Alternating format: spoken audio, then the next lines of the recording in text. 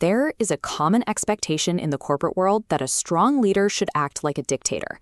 They storm into the room, demand immediate innovation, and expect flawless teamwork from a staff that is already exhausted. When managers operate this way, the results are predictable.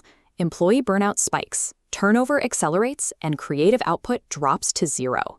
Effective leadership involves understanding the internal systems of human psychology to determine what moves people to work in the first place. In 1943, psychologist Abraham Maslow proposed a framework to map out exactly how human motivation functions. This diagram represents Maslow's hierarchy of needs. The foundational rule of his theory is that human beings prioritize different needs based on their current situation. The wide base consists of deficit needs, or D needs. These are the basics for survival, and they create psychological tension if they are missing. A person must satisfy these lower-level deficits before they have the capacity to pursue higher-level growth. Effective leadership is the act of systematically satisfying these escalating psychological needs from the ground up, rather than demanding end results from people who are stuck at the bottom. Looking at the bottom two tiers of this pyramid, we find physiological survival and economic safety.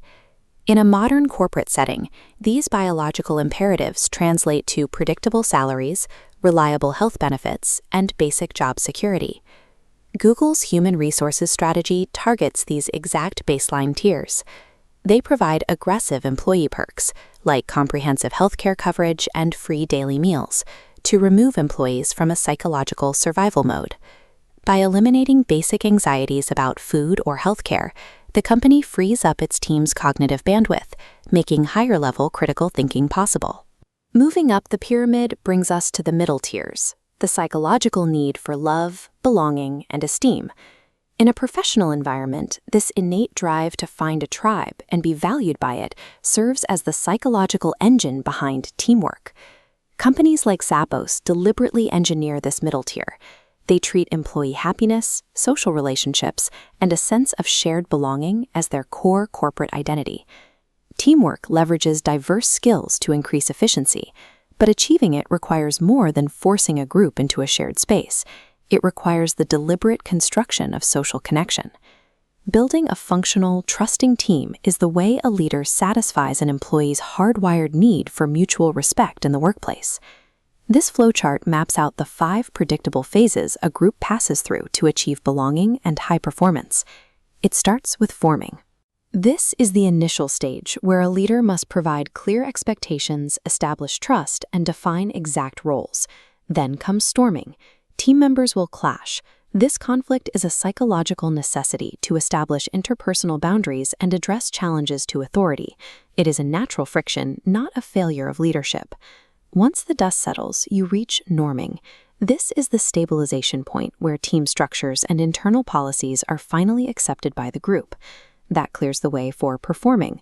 This is the peak where team members naturally share guidance and meet their psychological need for esteem through shared achievement. A leader must guide their group through this life cycle. Skipping steps makes it difficult to reach the top of the pyramid. At the very top of Maslow's hierarchy sits the ultimate goal: self-actualization. For an organization, an employee reaching self-actualization translates directly into creativity and innovation. Creativity is not a spontaneous, magical trait. It is the deliberate process of improving old ideas, finding alternative routes, and developing new solutions to problems. Looking at this visual, you can see how strict adherence to rigid procedures acts as a wall. In the workplace, creativity is often hindered by a lack of knowledge, a heavy dependence on others, and the fear of failure. To counteract these obstacles, leaders encourage active brainstorming, push their teams to read outside their specific specialties, and break up daily routines to invite new perspectives. Brands understand this drive. Apple's Think Different marketing campaign was a real-world targeting of the consumer's psychological desire for creative distinction. You cannot command creativity. It emerges when the psychological fears blocking it are neutralized. The fears that block peak creativity at the top of the pyramid are addressed by the security and team belonging established at the bottom. It is difficult for a brain to prioritize creative innovation when it is simultaneously being forced into survival mode by a threat to its basic security. The job of a leader is not to personally generate every brilliant idea or force output through willpower.